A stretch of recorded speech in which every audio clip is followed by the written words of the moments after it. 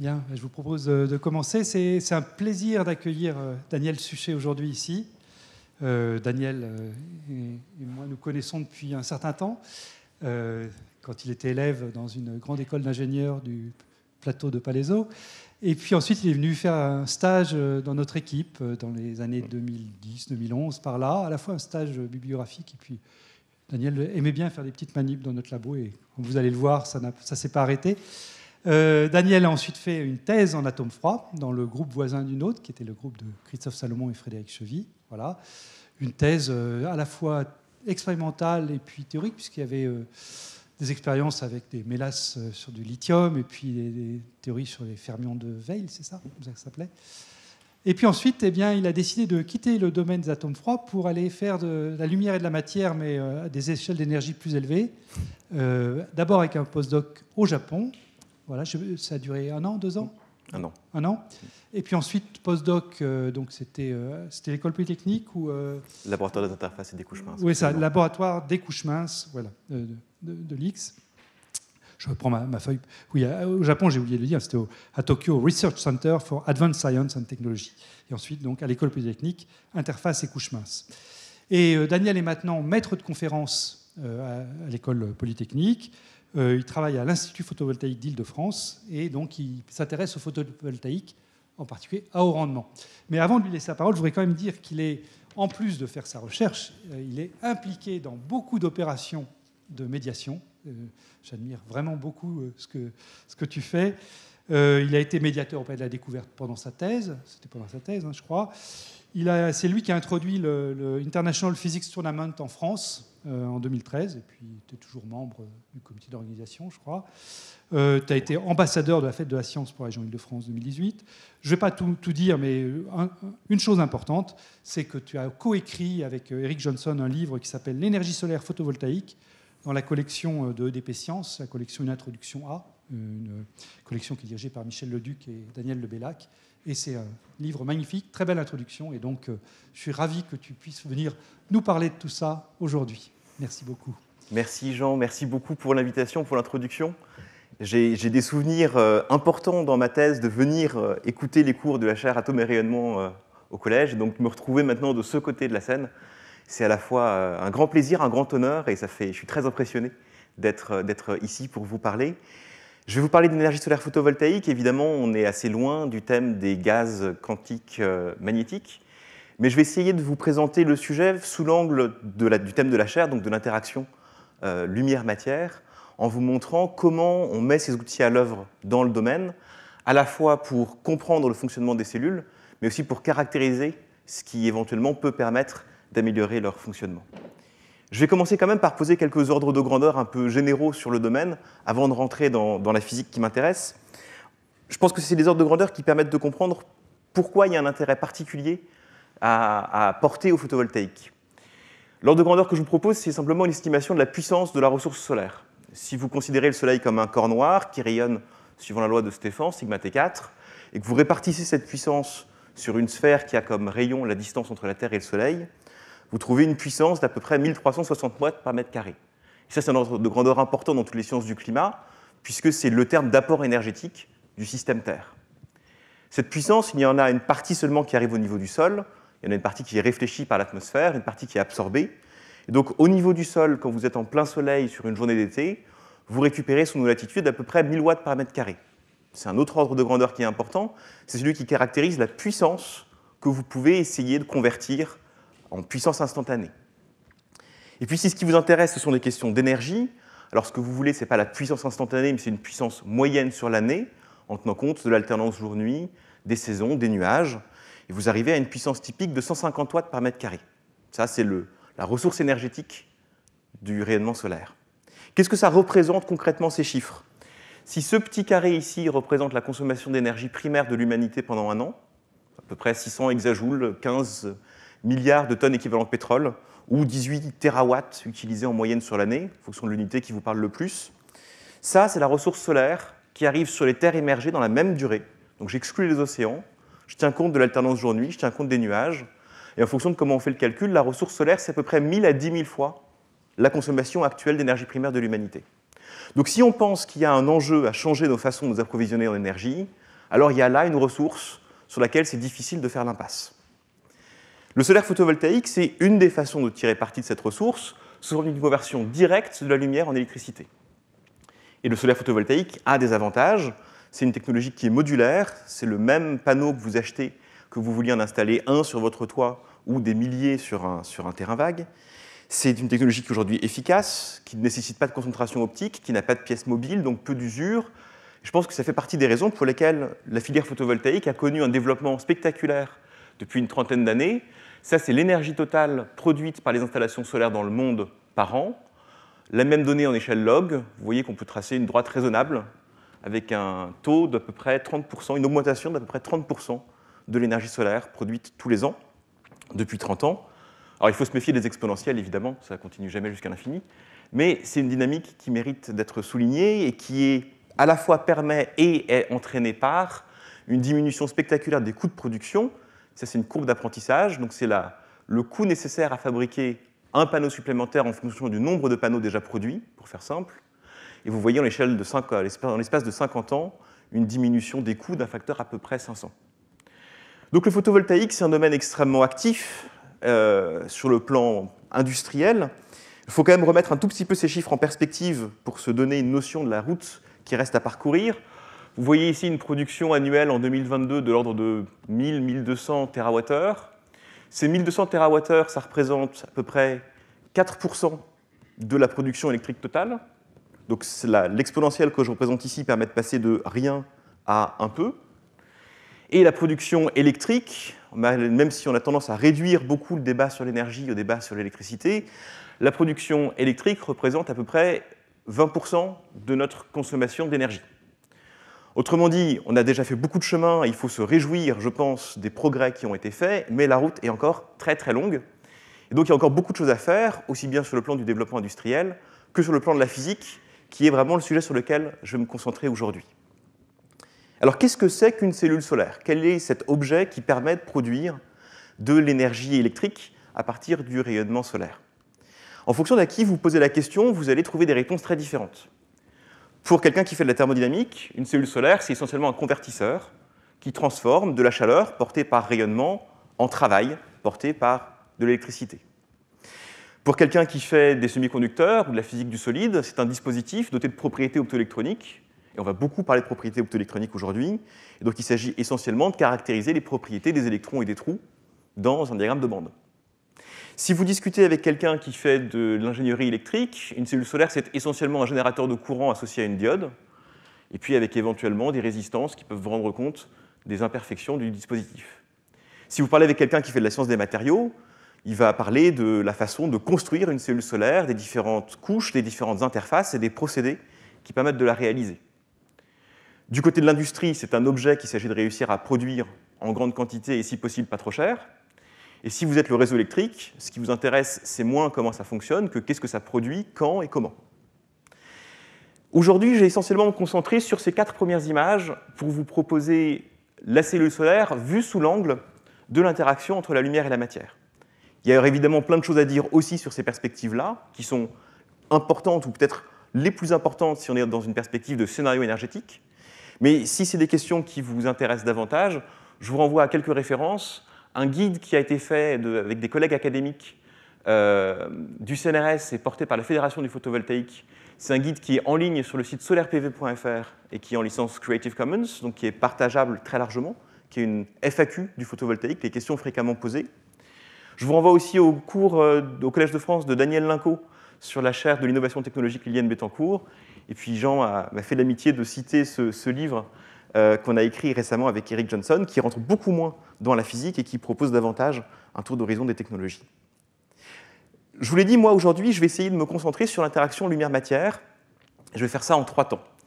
Je vais commencer par raconter comment la matière peut être utilisée pour convertir la lumière. Donc on envoie des photons sur le système et on veut en sortir des électrons. Et ça, ce sera l'occasion de vous parler de la thermodynamique du photovoltaïque et de vous montrer avec un modèle d'abord simple comment on peut établir les ordres de grandeur, les lois d'échelle, les contraintes, le cahier des charges. Qu'est-ce que vous devez réaliser si vous voulez faire une conversion photovoltaïque? Dans ce voyage ici, on va parler de la façon dont le dispositif photovoltaïque émet de la lumière. Et ça va être l'objet de ma deuxième partie, On envoie des photons et on sort des photons. Et ça, c'est le principe de la photoluminescence. Je vais vous montrer comment est-ce qu'on peut l'utiliser pour comprendre le fonctionnement d'un dispositif. Ce sont des outils sur lesquels porte une grande partie de nos recherches au laboratoire. Et puis, je vais finir le chemin en renversant complètement la focale, en vous proposant cette fois-ci d'injecter des électrons pour sortir des photons. C'est de l'électroluminescence, et vous verrez que ça apporte des informations complémentaires. Alors, commençons par le commencement, la thermodynamique de la conversion de l'énergie solaire. J'ai un rayonnement de corps noir qui est émis par le Soleil, j'ai un système qui absorbe ce rayonnement, et je voudrais réussir à en faire du travail. Le premier point à considérer, c'est que si un système absorbe de la lumière, alors nécessairement, il doit en émettre, en fonction de comment vous voulez appeler ça. C'est la loi de Kirchhoff, où c'est tout ce qui doit monter doit descendre. J'ai découvert assez récemment que cette phrase, cette loi-là, est due à Murphy, le même Murphy que la loi de Murphy, qui est aussi l'inventeur du piège éjectable.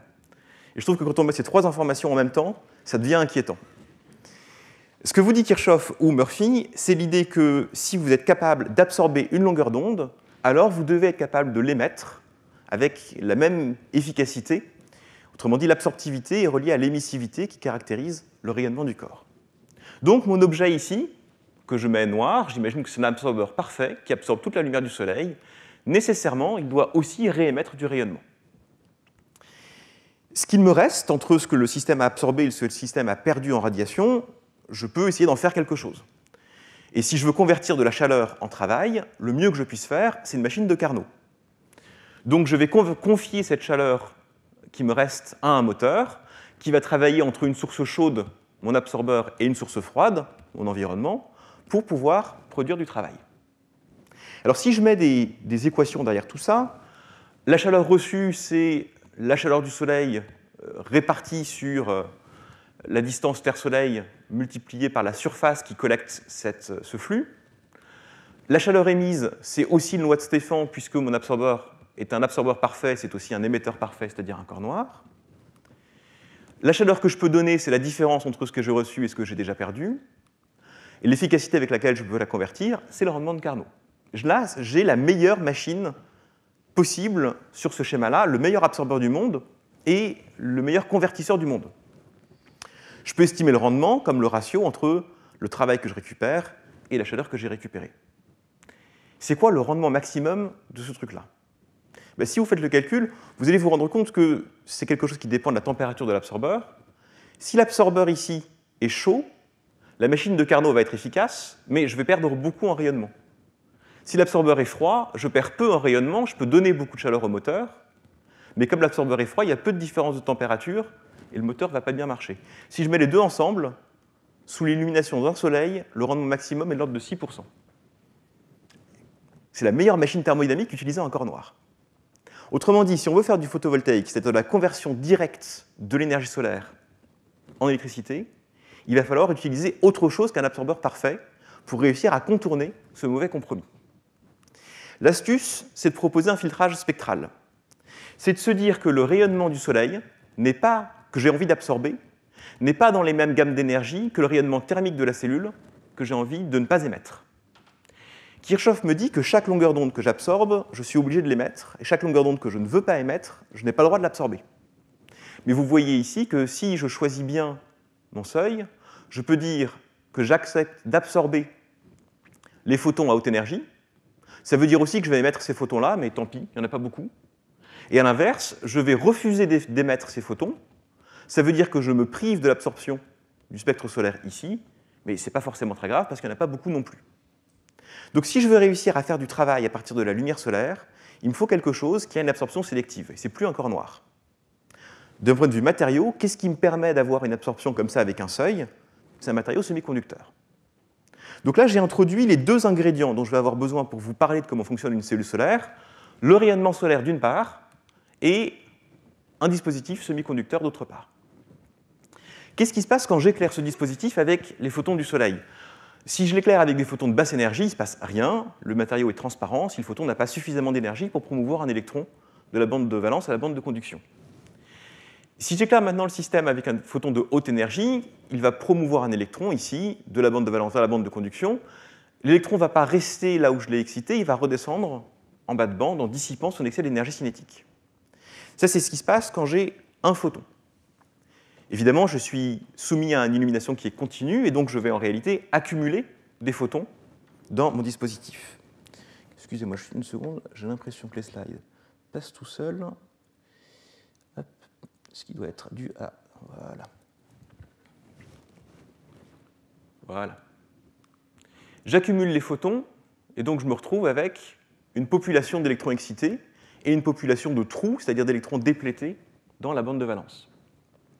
Évidemment, les électrons ne vont pas rester ici pour toujours. Si j'attends suffisamment longtemps, ils vont finir par recombiner, et je vais perdre quelques électrons de la bande de conduction vers la bande de valence. Ceux-là, ils sont perdus. Il s'agit ensuite de mettre ces électrons au travail. Pour ça, il faut que je les sorte de l'absorbeur où ils ont été générés, que je les amène vers les contacts de mon dispositif, et que je fasse cette extraction de façon sélective, pour que les électrons aillent tous dans le même sens. Si j'ai autant de courant qui va dans un sens que de courant qui va dans l'autre, le courant total est nul.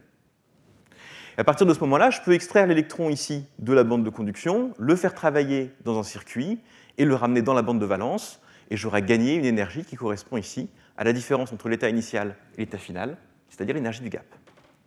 Alors c'est un petit modèle qui est très simple, mais qui me permet de vous souligner 4 fonctions fondamentales que tous les dispositifs photovoltaïques doivent réaliser, quelles que soient les technologies. Dieu sait qu'il y en a. La première chose, c'est de l'absorption. Il faut réussir à ne pas absorber les photons qu'on ne veut pas absorber et à absorber parfaitement les autres. Il faut réussir à garder les électrons excités, faire en sorte que les électrons restent dans la bande de conduction le plus longtemps possible. Il faut leur permettre de bouger. S'ils restent juste là où ils sont, ils ne servent à rien. Et il faut qu'ils bougent dans le bon sens. Il faut que je leur indique la direction dans laquelle aller. Ces 4 fonctions, on les retrouve dans l'architecture des cellules solaires. Je représente ici une cellule solaire en silicium parce que c'est 95% du marché à l'heure actuelle. Et si je regarde où est-ce que je retrouve ces fonctions dans l'architecture du dispositif, le silicium, c'est un matériau qui a un mauvais coefficient d'absorption. Donc pour réussir à absorber la lumière, il faut un matériau qui est relativement épais, typiquement 150 microns d'épaisseur, ce qui va distinguer le silicium de la filière des couches minces, par exemple. Et puis pour améliorer le piégeage de la lumière, on va texturer la surface pour faire en sorte que la lumière, une fois rentrée, soit diffusée à l'intérieur du dispositif. Et on va rajouter une couche anti-reflet pour éviter de perdre de la lumière simplement due à la différence d'indice optique entre le silicium et l'air ambiant. Les porteurs excités ont une bonne durée de vie dans le silicium, et donc il s'agit essentiellement de les empêcher de recombiner au niveau des interfaces. C'est pour ça qu'on rajoute des couches d'oxyde de silicium pour passiver les interfaces et garder les porteurs excités le plus longtemps possible. Les électrons peuvent bouger facilement dans le silicium, et donc on compte sur simplement leur diffusion au sein du dispositif pour les amener vers les contacts. Et puis pour ce qui est de la sélectivité, il y a 2 grandes stratégies pour le silicium. Soit on introduit des impuretés pour doper le matériau et induire une courbure de bande qui va favoriser le transfert dans un sens et empêcher le transfert dans l'autre. Soit on joue sur l'interface entre le silicium et les couches qui le précèdent et qui le suivent, et c'est les stratégies dites d'hétérojonction. Je ne vais pas rentrer plus loin dans le détail des architectures des cellules, c'est juste ici pour vous montrer la façon dont on peut relier des considérations très basiques à l'architecture de systèmes réels. Donc le premier ingrédient que je tire de ce petit modèle, c'est cette identification de ce cahier des charges de 4 fonctions fondamentales. Le deuxième ingrédient que je tire du modèle simple, c'est une limite de conversion. Dans ce petit modèle, le nombre d'électrons que je peux essayer de récupérer pour faire du courant électrique, c'est à peu près le nombre de photons que j'arrive à absorber. Autrement dit, c'est l'intégrale au-dessus du gap du spectre solaire. Je prends tous les photons qui ont plus d'énergie que le gap. D'autre part, on a considéré que les électrons, quand je les retirais de la bande de conduction et que je les réinjectais dans la bande de valence, me donnaient une énergie de l'ordre du gap. Donc je peux estimer la puissance que je tire de ce dispositif, c'est le nombre d'électrons que je récupère par seconde fois l'énergie que me donne chacun de ces électrons. Et cette expression-là, qui est très simple, elle vous permet de sentir l'existence d'un optimum ou d'un maximum d'efficacité. Si le gap est trop petit, je vais avoir un courant qui est important, parce que je vais avoir autant d'électrons que de photons dans le spectre du Soleil, ce qui est une bonne chose, mais chacun de mes électrons va me donner très peu d'énergie, donc je vais avoir très peu de puissance. A l'inverse, si j'ai un gap qui est très grand, chaque électron me donne beaucoup d'énergie, mais j'ai très peu d'électrons générés, parce que très peu de photons arrivent à exciter le matériau. Donc je vais avoir très peu de puissance. Donc il y a un optimum quelque part entre les deux, que je représente ici, en vous représentant l'efficacité de la conversion en fonction du gap, et on trouve sur ce modèle simple un rendement maximum de l'ordre de 40% pour un gap de l'ordre de 1 électron-volt. Où passe le reste de la puissance? Une partie est perdue dans la dissipation de l'énergie. J'ai mis un électron à haute énergie avec un photon bleu, j'ai gaspillé cet excès d'énergie dans la relaxation de l'électron, je ne récupère que l'énergie du gap. Et une partie est perdue de façon optique dans les photons que je n'ai pas absorbés. Ce petit modèle très simple vous donne un ordre de grandeur qui n'est pas exact, mais pas délirant sur le fonctionnement maximum des cellules. On verra un peu plus tard qu'un modèle plus précis arrive à 30% à peu près, et vous donne une valeur du gap optimal de l'ordre de 1 électron-volt. C'est le bon ordre de grandeur pour faire un matériau qui réalise un effet photovoltaïque efficace. Je vais quand même aller plus loin que ce petit modèle, parce que c'est ce qui va me permettre d'introduire d'abord un modèle thermodynamique correct, et puis d'introduire des outils dont je vais me servir par la suite quand je vais m'intéresser à l'interaction ou à la façon dont la matière est capable d'émettre de la lumière. Qu'est-ce qui ne me satisfait pas dans ce petit modèle de Trivich-Flynn? J'ai exprimé la puissance comme le nombre de photons absorbés multiplié par l'énergie du gap. Ces deux quantités sont fausses, en réalité. Ce qui m'intéresse réellement, c'est une puissance électrique. Une puissance électrique, c'est un courant fois une tension. Le courant que j'obtiens n'est pas réellement le nombre d'électrons générés. Pourquoi? Parce que j'ai des électrons qui recombinent. On l'a dit dès le départ, si mon système absorbe, alors il doit émettre. Puis là, j'ai passé sous le tapis la question des émissions. Je vais la remettre en évidence. Le nombre d'électrons que je peux sortir de mon système, c'est la différence entre le nombre d'électrons que j'ai générés et le nombre d'électrons que j'ai perdus par recombinaison. Donc si je veux calculer le courant, il faut que j'estime combien d'électrons, combien de porteurs recombinent par seconde. D'autre part, ce qui m'intéresse réellement, c'est la tension électrique. La tension électrique, ce n'est pas exactement le gap du semi-conducteur. Le gap du semi-conducteur, c'est l'énergie totale que je récupère quand je fais cette transformation. Mais dans cette énergie, il y a une part de travail et une part de chaleur. Et le travail est la seule partie qui m'intéresse ici. La tension électrique, c'est le travail que je récupère quand je bouge un électron d'un état initial vers un point final. Donc il faut que j'arrive à distinguer dans l'énergie que je récupère quelle est la part de travail et quelle est la part de chaleur. Pour répondre à ces deux questions, c'est le même outil qui va m'aider. Et cet outil fondamental pour le photovoltaïque, c'est le potentiel chimique, ou si vous préférez le dire en termes de nombre de particules, c'est la quantité de population hors d'équilibre. Qu'est-ce qui fait que mon système est capable de produire du travail? C'est parce qu'il est hors d'équilibre. Qu'est-ce qui fait qu'il est hors d'équilibre? Ce n'est pas parce qu'il est chaud, c'est parce qu'il n'a pas la même population que ce qu'il aurait s'il était dans le noir. Et c'est essentiellement cette idée-là qu'on retrouve dans ces deux résultats.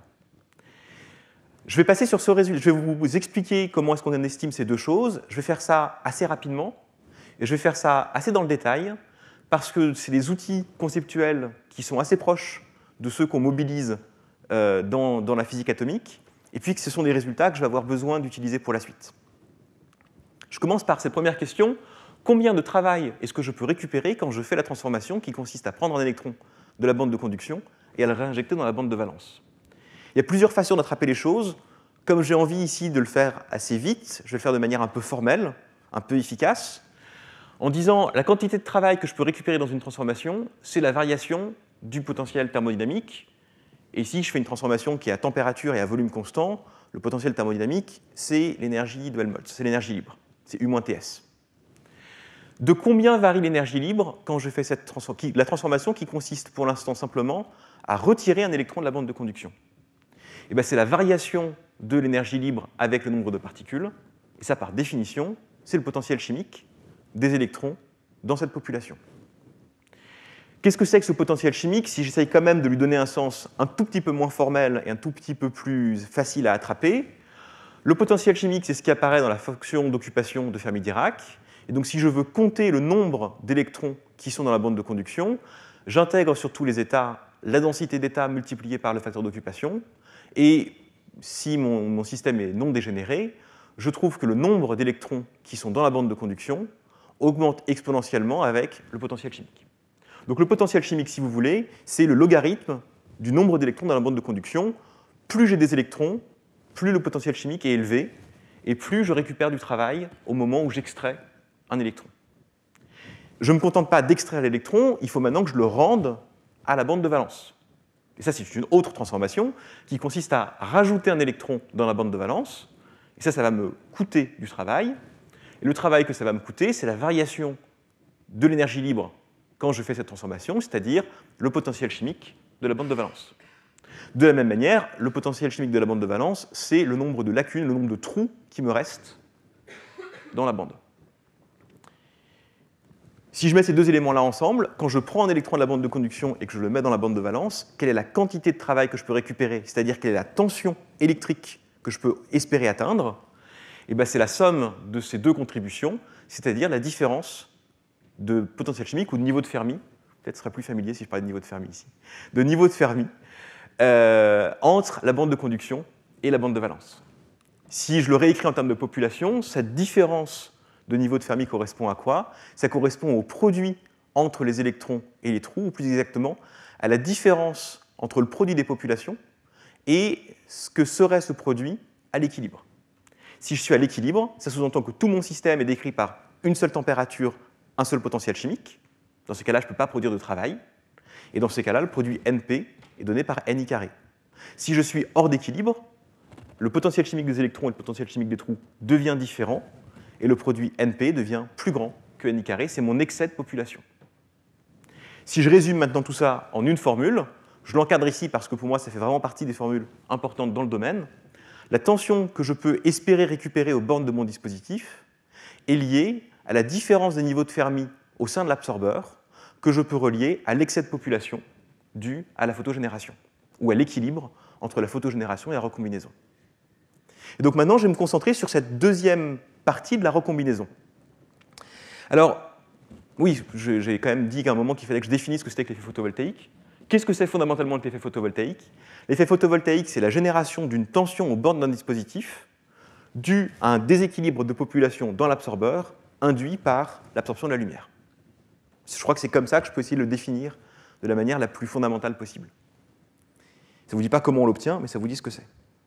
Alors maintenant, je vais passer sur cette deuxième ingrédient, qui est de calculer le nombre de recombinaisons par seconde. C'est ça qui va me permettre de calculer le courant que je sors. Les deux slides qui vont suivre sont les slides les plus techniques du cours, parce que je vais vraiment vous démontrer l'expression. Je vais à la fin reprendre le résultat, et puis vous montrer comment est-ce qu'on l'utilise. Donc si la partie technique ne vous accroche pas particulièrement, il y a essentiellement deux slides au travers desquels il faut réussir à passer. La question qui m'intéresse est de savoir combien de porteurs recombinent dans mon système par seconde. Pourquoi est-ce que ces porteurs recombinent? Je l'ai déjà évoqué, à minima, ils doivent recombiner parce qu'il faut qu'ils soient en mesure d'émettre un rayonnement. S'ils n'étaient pas en mesure d'émettre ce rayonnement, ils ne seraient pas non plus en mesure d'absorber le rayonnement, et le gap ne serait pas là où je pense qu'il est. Donc, si je veux considérer la quantité minimum de recombinaison, il y a une question équivalente, duale, à savoir combien de porteurs recombinent par seconde, c'est la question de combien de photons sont émis par mon système par seconde.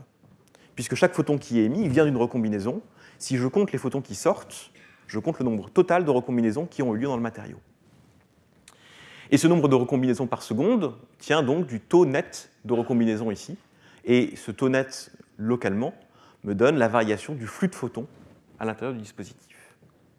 Donc si je mets ces idées ensemble, le nombre total de recombinaisons par seconde, qui va être donné par l'intégrale dans l'épaisseur du dispositif du nombre de recombinaisons locales nettes, est égal au flux de photons qui sort de l'échantillon. Je vais m'intéresser ici à cette question pour calculer les recombinaisons. Dans la deuxième partie, je m'intéresserai à ce même calcul pour calculer le flux de photons émis. Comment est-ce que je fais ce calcul? Je vais faire un calcul local. Je me mets à un endroit donné de mon dispositif et je vais essayer de calculer le nombre de transitions qui ont lieu par unité de volume, par unité de temps, à une énergie donnée, par unité spectrale. La façon de calculer cette chose-là, essentiellement, c'est la règle d'or de Fermi.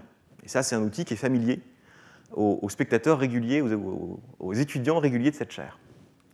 Alors, si j'écris la règle d'or de Fermi de façon un peu brutale, je vous avais prévenu, le nombre de recombinaisons par émission spontanée, c'est 2πh bar, une densité d'état. Alors, je ne précise pas exactement comment elle est obtenue, mais il y a d'une part la densité d'état des photons, le nombre d'états qui peuvent être peuplés par la recombinaison, la densité d'état électronique qui est en mesure de générer cette transition, l'élément de matrice qui dit à quel point la transition est probable ou forte, le recouvrement entre les fonctions d'onde, et puis un facteur d'occupation qui me sert de facteur de pondération.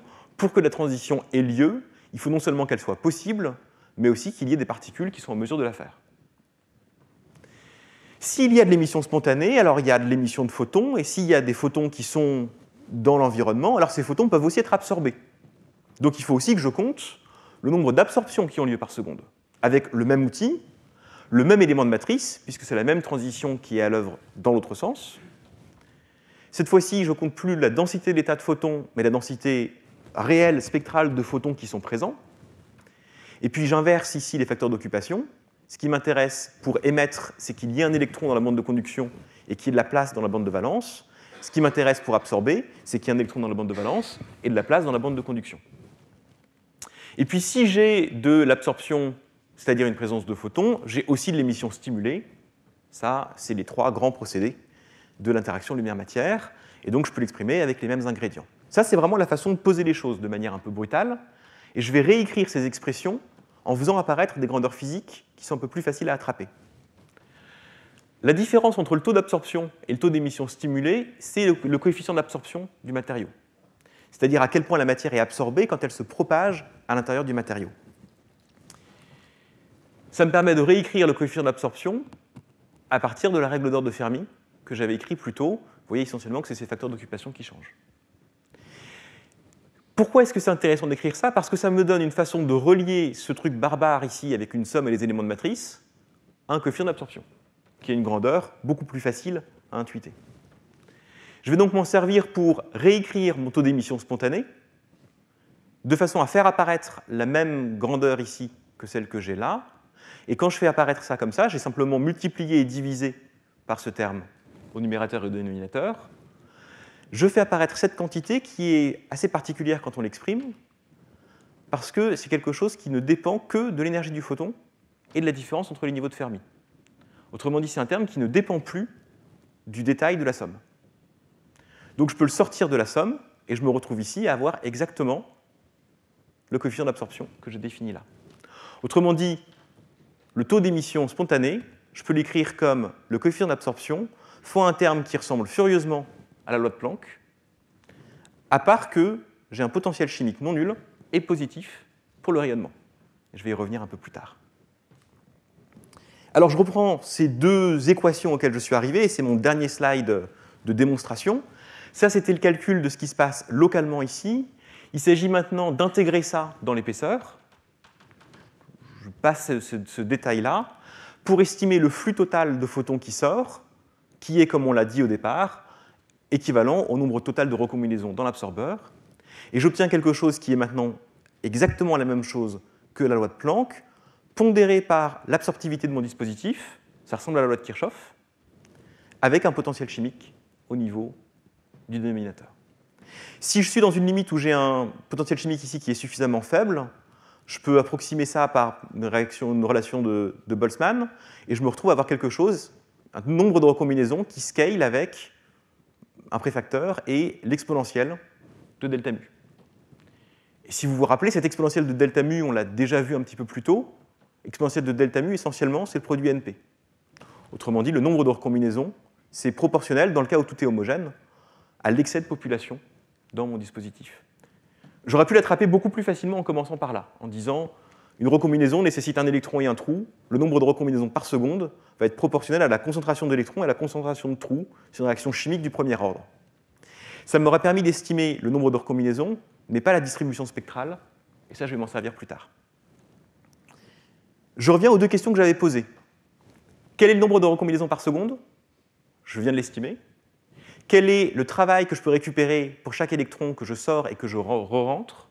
On l'a estimé aussi. Donc j'ai maintenant tout ce qu'il faut pour pouvoir calculer la caractéristique courant-tension, c'est-à-dire le lien entre le courant que je peux sortir du dispositif et la tension que je peux espérer en récupérer.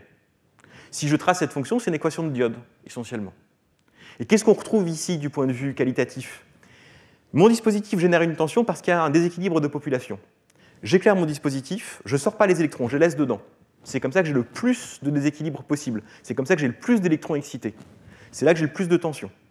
Mais quand je fais ça, je sors aucun électron. Donc je n'ai pas de courant généré par mon dispositif.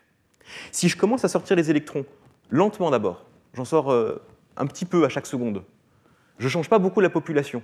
Donc j'ai un peu de courant et quasiment toujours la même tension. Si je deviens gourmand et que je sors les électrons de plus en plus vite, en état stationnaire, la population dans la bande de conduction baisse. Et si la population baisse, alors la tension diminue. À la limite où j'extrais les électrons aussi vite que je les génère, la population est celle de l'équilibre. Et à ce moment-là, j'ai plus de tension. C'est le courant de circuit ouvert, de court-circuit, qui est ici. Autrement dit, on peut retrouver la courbe IV d'une diode sur une considération purement thermodynamique. Et je trouve que c'est assez joli, cette façon dont le photovoltaïque permet de passer de l'optique à la thermodynamique, à la science des matériaux. Maintenant, si ce qui m'intéresse, c'est la puissance, il faut que je multiplie le courant que j'extrais par la tension à laquelle je l'extrais, et donc je trouve qu'il y a un maximum, un point de fonctionnement à puissance maximum, et donc pour chaque gap, je vais pouvoir estimer la puissance maximum, et donc le rendement maximum du dispositif. Voilà ce que ça donne si je résume les choses. Ça, c'était le petit modèle simple que j'avais introduit plus tôt, modèle de Tribich-Flynn. Ça, c'est le modèle de bilan détaillé. C'est les mêmes pertes par thermalisation et les mêmes pertes par recombinaison, pardon, les mêmes pertes par non-absorption. Mais je considérais auparavant que tout ce que je récupérais ici était utile. En réalité, là-dedans, il y a une part qui est perdue par rayonnement et une part qui est de la chaleur que j'extrais, alors que tout ce qui m'intéresse, c'est le travail. Les points jaunes que je représente ici, ce sont les technologies, les records de technologie obtenus en laboratoire. Et donc vous voyez plusieurs choses. D'abord que toutes les technologies sont dans la gamme de gap qu'on a identifiée comme étant la gamme pertinente. Vous voyez qu'elles sont bien en dessous de la courbe, ce qui est une bonne nouvelle. Ça veut dire que le modèle n'a pas raté un truc dramatique. Et vous voyez que ce sont des points qui sont relativement proches de la courbe. Autrement dit, le développement technologique se rapproche de cette limite théorique du modèle à simple jonction. Si j'essaie de résumer un tout petit peu ce qu'on a dit, je vous ai présenté ce modèle de bilan détaillé. Ce modèle de bilan détaillé fait des hypothèses sur l'absorptivité, sur la recombinaison, sur le transport et sur la sélectivité. On a fait l'hypothèse que tout ça fonctionnait parfaitement. Et on a trouvé une limite de conversion à 30%. Les records qui sont obtenus en laboratoire sont de l'ordre de 27%. Les dispositifs commerciaux, ceux qu'on peut acheter dans le commerce, sont de l'ordre de 20 à 22. Ça vous donne un peu des ordres de grandeur. Maintenant, cette limite de bilan détaillé, ce n'est pas la limite ultime. En réalité, la limite ultime, si on n'est pas limité par le fait d'avoir un gap, mais qu'on imagine des stratégies un peu plus alambiquées, elle est plutôt de l'ordre de 86%. Donc il y a encore de la marge entre la simple jonction et la vraie limite thermodynamique. Et le record du monde de conversion, aujourd'hui, est à peu près à 47%. Je laisse là la partie de la conversion, et maintenant je vais revenir sur un point qu'on a dérivé ensemble patiemment, qui est ce spectre émis par le dispositif photovoltaïque. Donc ce que je vous dis, c'est que si je prends un objet semi-conducteur photovoltaïque, que je l'éclaire, je génère un déséquilibre de population, donc un splitting des niveaux de Fermi, et parce que j'ai un déséquilibre de population et un splitting des niveaux de Fermi, alors je vais avoir une émission optique. Et ça, je vous propose de le voir en direct. C'est une cellule solaire à base de matériaux 3,5 avec un grand gap, suffisamment grand pour être dans le visible, qui m'a été offerte par David Lackner du Fraunhofer. Donc vous voyez là, la cellule n'est pas illuminée, elle est noire. C'est une bonne nouvelle, ça veut dire qu'elle absorbe la lumière. C'est le premier point qu'on lui souhaitait. Et si je l'éclaire avec un laser qui, je vous le rappelle, est vert, vous allez voir la luminescence de la cellule. Vous voyez que la cellule brille en rouge. Et donc ça vous permet d'avoir une notion de quel est le gap du matériau qu'on est en train d'observer. Je montre juste, je ne vais pas le discuter vraiment beaucoup plus loin, mais je trouve que c'est une manip assez jolie. Vous voyez que quand j'éclaire ici, la cellule est rouge, le bandeau en bas reste noir. Quand j'éclaire le bandeau, c'est lui qui devient noir, et la cellule, c'est lui qui devient rouge et la cellule qui reste noire. Alors on pourrait discuter comme ça de comment est-ce que la luminescence nous permet de dire des choses sur le transport des porteurs, mais j'ai résolu que je n'avais pas le temps de vous en parler et de vous le montrer vraiment, j'ai juste pas résisté au plaisir. Alors, voilà, c'était au cas où la manip ne marche pas en direct. J'ai suivi les bons conseils de Jean de préparer le au cas où. Alors cette lumière, évidemment, jusque-là, on l'a vue comme une perte. On s'est dit, la lumière, les recombinaisons qui émettent ces photons, si les recombinaisons minimum, en général, il y en a plein d'autres, des phénomènes qui induisent des pertes d'électrons excités. Chaque électron qui se recombine, c'est un électron que je ne récupère pas, donc c'est une perte. mais c'est aussi une porte d'entrée sur ce qui se passe à l'intérieur du matériau. Et donc c'est extrêmement riche d'enseignements d'analyser cette lumière pour diagnostiquer ce qui se passe dans l'échantillon. Et je vous propose maintenant de vous montrer quelques applications de cette stratégie de caractérisation. Et pour ça, il faut que je revienne à vous décrire un peu plus précisément ce spectre qu'on a obtenu. Qu'est-ce qu'on retrouve dans ce spectre? On retrouve une baseline de corps noir. Et c'est un corps noir à température ambiante, donc avec une émission qui est maximum à environ 10 microns, très basse énergie, et à plus haute énergie, dans les gammes qui vont m'intéresser, on est sur la partie de la décroissance exponentielle du spectre. Cette baseline de corps noir, elle est modulée par l'absorptivité du dispositif. Le dispositif, on lui souhaite d'être transparent à basse énergie, c'est pour ça que je n'ai pas montré ce qu'il y avait avant, et puis on espère qu'il est le plus opaque possible à plus haute énergie, et il y a une transition quelque part entre les deux. Et puis c'est un rayonnement qui est amplifié par le potentiel chimique, ici delta mu, qui est à la fois le potentiel chimique de radiation, donc je suis bien en train de considérer un ensemble de bosons avec un potentiel chimique positif. Moi, ça m'a fait bizarre la première fois que j'ai croisé ça. Mais c'est aussi la différence de potentiel chimique entre les électrons et les trous dans le matériau. Et c'est parce que le rayonnement est à l'équilibre avec les électrons et les trous qu'il y a cette égalité entre le potentiel chimique du rayonnement et la différence de potentiel chimique entre les électrons et les trous. Voilà 3 applications de cette formule. Si je m'intéresse au spectre intégré, à l'intensité totale du spectre, à la quantité de lumière émise, alors j'intègre sur toutes les longueurs d'onde et j'ai quelque chose qui est essentiellement proportionnel à exponentielle de delta mu sur kt. Et rappelez-vous, le splitting des niveaux de Fermi dans l'absorbeur est lié à la séparation, à la tension aux bornes du dispositif. Autrement dit, je peux, en regardant la lumière émise par l'objet, vous dire quelle est la tension que cet objet est capable de générer. Voilà comment est-ce qu'on fait expérimentalement. On illumine un échantillon, on collecte la luminescence qu'il réémet, on envoie ça sur une photodiode. Idéalement, on calibre absolument pour avoir un flux en nombre de photons par mètre carré, par seconde, par stère radian. Et on obtient ici une courbe. Ça, c'est des résultats qui datent maintenant d'une vingtaine d'années. Cette courbe compare 2 choses. On a fait cette manip-là qui a été réalisée à différentes intensités de lumière. Et pour chaque intensité de lumière, on mesure d'une part la quantité, la tension ici, estimée à partir de l'intensité lumineuse, c'est la courbe bleue, et d'autre part, on mesure électriquement la tension qu'on arrive à récupérer aux bornes du dispositif, c'est la courbe noire.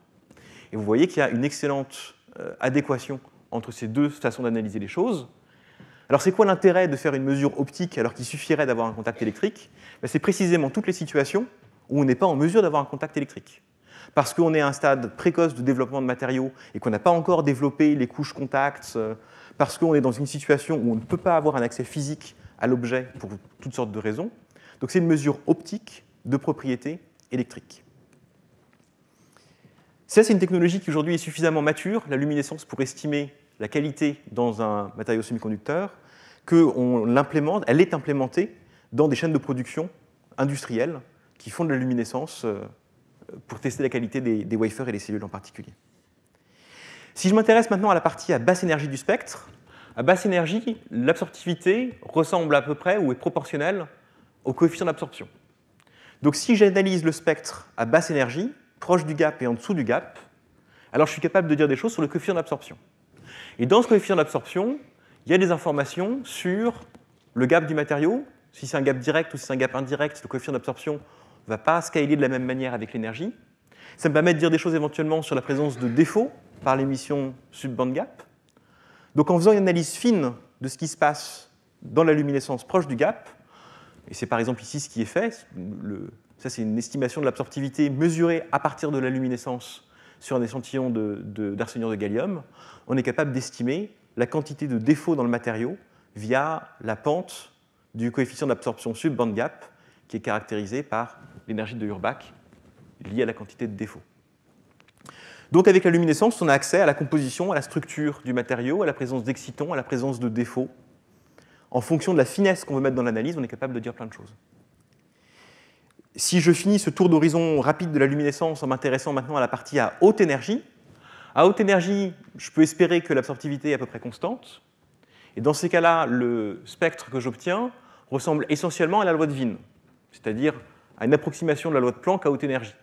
C'est donc une loi qui est universelle et qui dépend essentiellement de la température du système qui émet. Quand je considère une cellule solaire classique, ce que je vous ai présenté jusque-là, je fais l'hypothèse que les électrons et le réseau sont à la même température et que c'est la température ambiante. Il y a des situations, et moi c'est des situations qui m'intéressent particulièrement, où j'envisage que la température des électrons puisse être plus importante, plus élevée que la température du réseau. C'est le cas en particulier si on excite les électrons suffisamment fort et que le couplage entre les électrons et le réseau est suffisamment faible. C'est quoi l'intérêt d'avoir des porteurs chauds? C'est qu'on a un système qui est encore plus loin de l'équilibre. Non seulement il y a un déséquilibre de population, mais en plus il y a un déséquilibre de température. Et ça permet d'espérer gagner un boost de tension qui est proportionnel à la différence de température entre les électrons, ou les porteurs en général, et leur environnement. Je vous montre ici quelques exemples où on a fait le spectre dans un puits quantique, c'est pour ça qu'il y a un peu des signatures ici du confinement, à différentes puissances d'illumination. Vous voyez que plus on tape fort sur l'échantillon, plus on voit le spectre qui s'aplatit. Le spectre s'aplatit parce que si j'augmente la température ici, la baseline du corps noir devient de plus en plus plate. Et donc on est en mesure d'estimer, à partir du fit des spectres de luminescence, la température des électrons en fonction de la puissance du laser. On est capable aussi de se faire une idée de la température du réseau. Rappelez-vous que le coefficient d'absorption est lié aux propriétés du matériau. Et en particulier, si le réseau chauffe, on s'attend à ce que le gap bouge. Et donc on peut suivre où est la position ici du pic pour voir s'il y a un échauffement du réseau et distinguer ce qui tient de la température du réseau et la température des électrons. Je vous montre une application un tout petit peu plus loin du photovoltaïque, mais qui utilise exactement les mêmes outils et les mêmes principes. Si je fais une illumination intense et locale sur un échantillon, je vais créer à l'endroit de l'excitation beaucoup d'électrons. Et si je suis dans un dispositif qui permet de faire des porteurs chauds, beaucoup d'électrons chauds. Ces électrons, ils ne vont pas rester juste là où je les ai générés, ils vont diffuser.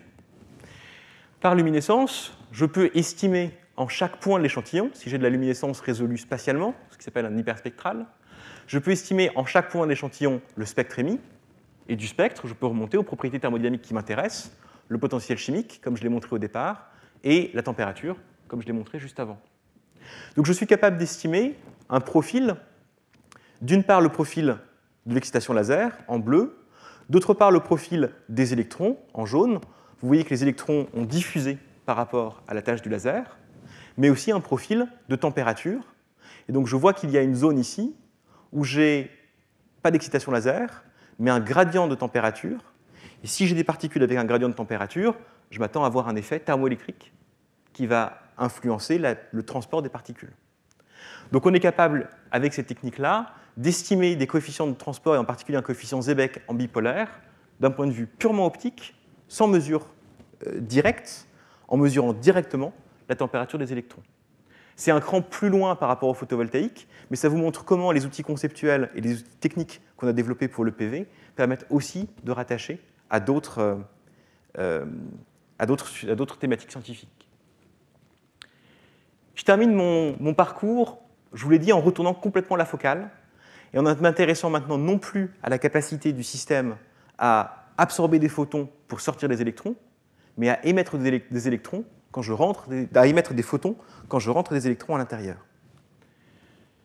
Je reviens sur le petit schéma qui nous a servi de fil rouge tout au long de cette présentation. Un dispositif photovoltaïque, je mets de la lumière, ça génère un déséquilibre de population, donc une séparation de niveau de Fermi, et normalement une tension aux bornes de l'absorbeur.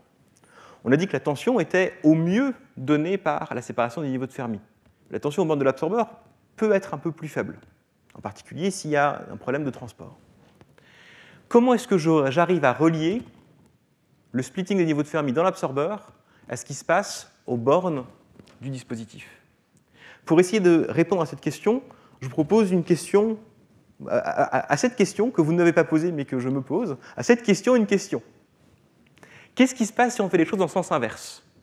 Si je prends un dispositif, que je lui applique une tension aux bornes, et que je m'intéresse à la façon dont cette tension aux bornes va générer une séparation des niveaux de Fermi dans l'absorbeur. Et qu'est-ce qui se passe si j'ai une séparation des niveaux de Fermi dans l'absorbeur?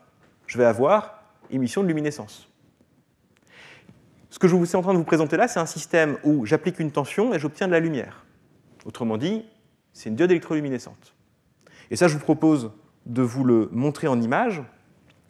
Je vous montre ici un zoom sur l'échantillon parce que ça va être un peu plus difficile à voir. C'est plusieurs cellules solaires qui sont connectées. Moi, je vais jouer principalement sur cette cellule-là. Et je vais essayer, elle aussi, de vous la montrer en direct. Hop, alors, là, c'est la partie technique de l'expérience, puisqu'il faut réussir à déplacer la caméra et à refaire la mise au point. Normalement, ça devrait aller. Hop.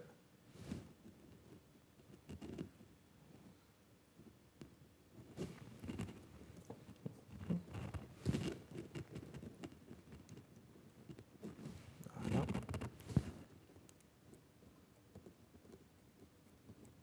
C'est dans l'autre sens.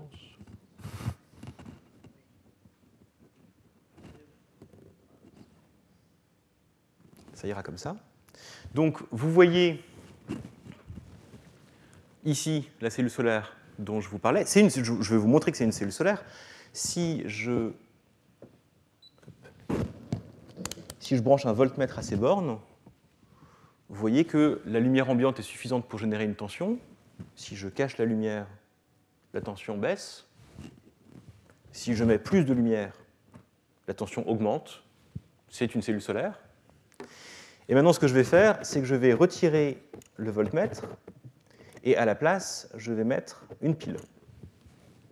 Rien dans la manche.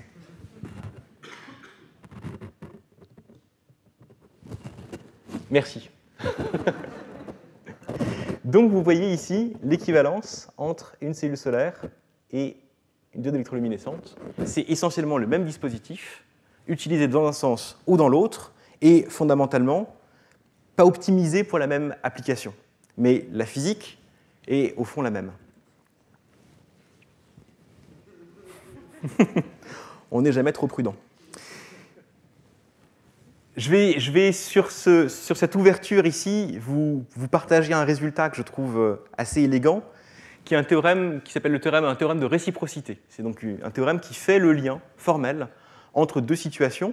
Une situation où on s'intéresse à générer les électrons par la lumière et à réussir à collecter ces électrons, et d'autre part, une situation où on injecte des électrons et où on essaye d'émettre des photons.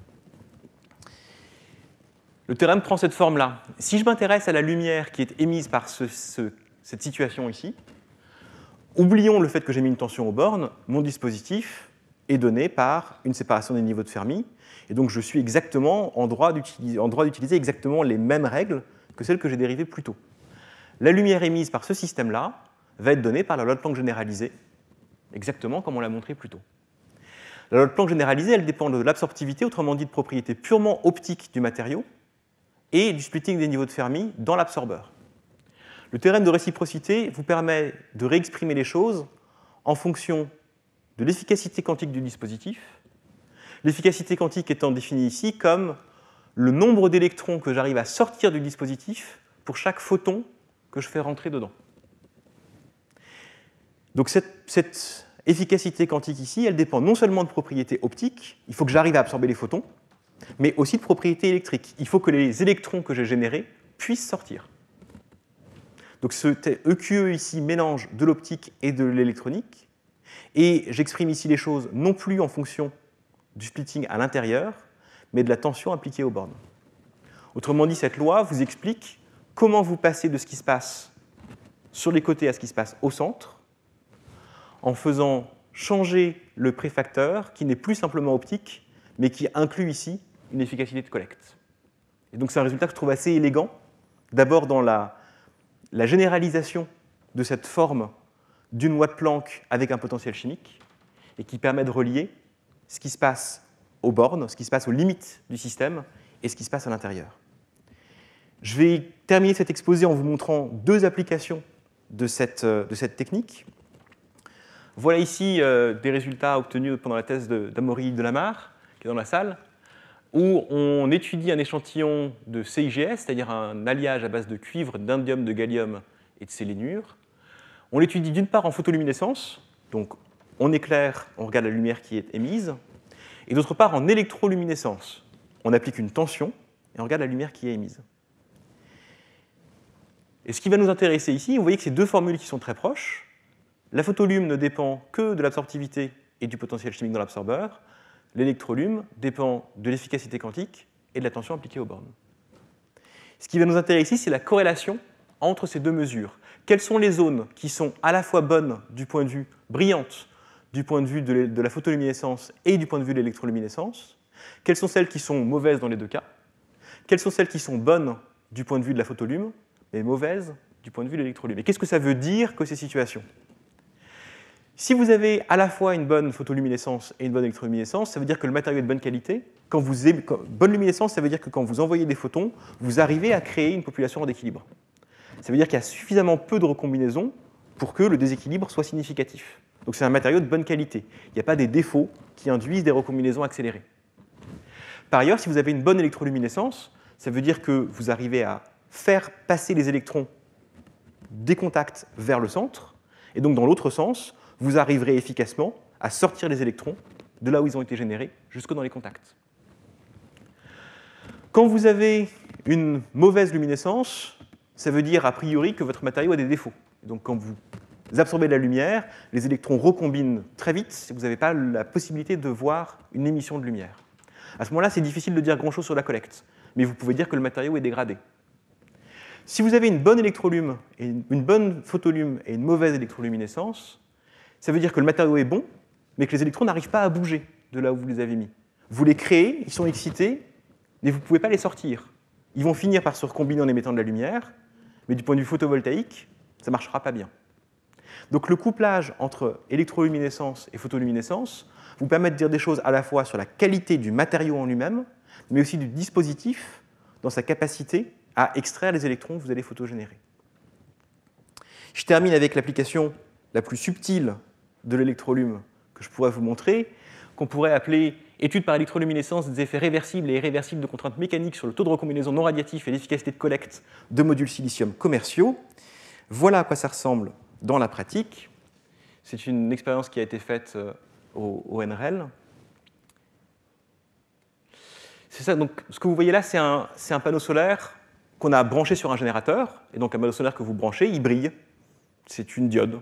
Alors, il brille au niveau de son gap. Dans le silicium 1eV, donc de l'infrarouge, vous ne le voyez pas avec les yeux, mais avec une caméra adaptée, vous percevez ce rayonnement. Et donc, pour étudier les contraintes mécaniques, on va appliquer des contraintes subtiles qui consistent à marcher sur le panneau. Et donc, vous voyez des zones qui deviennent noires. Voilà. Voilà pourquoi il ne faut pas le faire. Et surtout, il ne faut pas sauter sur un panneau. Je vous avais prévenu de la subtilité de l'expérience. Ce qui est assez impressionnant avec cette manip, et si on applique ce que je vous ai dit précédemment, là c'est au moment où vous appliquez la contrainte, là c'est au moment où vous avez libéré la contrainte en sautant, la contrainte va revenir. Rappelez-vous Murphy. Vous voyez qu'il y a des endroits où, quand il y a des contraintes, le système ne brille plus, et quand on relâche la contrainte, le système recommence à briller.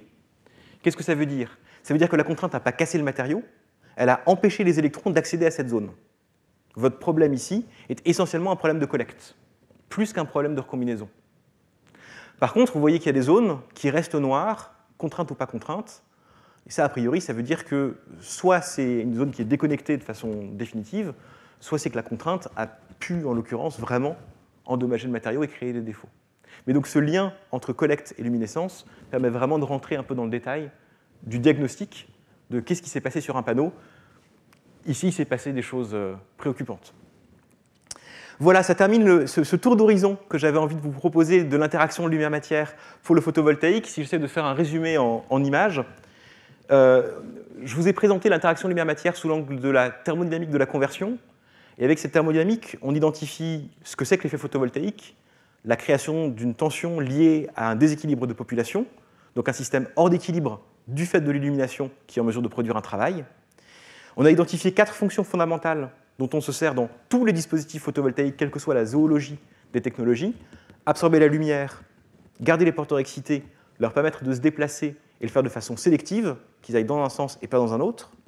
Et puis on a établi la limite de conversion, limite de bilan détaillé si on veut le faire finement, ou limite de Tribich-Flynn si on veut le faire sur un dos de serviette.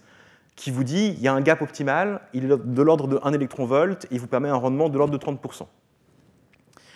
On a regardé la façon dont ce dispositif est en mesure d'émettre de la lumière. C'est une émission de lumière qui est un peu surprenante. C'est une loi de Planck pondérée par l'absorptivité et amplifiée par un potentiel chimique de radiation. Et cette radiation, elle est porteuse d'énormément d'informations sur le fonctionnement du dispositif, sur les propriétés des matériaux, mais aussi sur les fonctionnements du dispositif.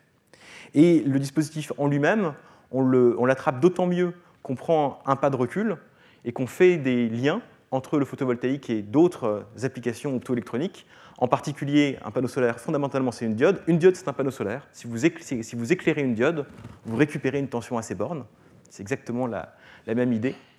Et ce sont des techniques qui... Je vous ai montré comment le photovoltaïque permettait d'attraper des considérations électriques à partir de thermodynamique. Et je crois que j'ai aussi essayé de vous montrer la façon dont des considérations assez fondamentales sur le développement de la luminescence peuvent être utilisées sur des applications beaucoup plus industrielles. Donc c'est vraiment des liens et des ponts permanents entre les domaines. Merci beaucoup.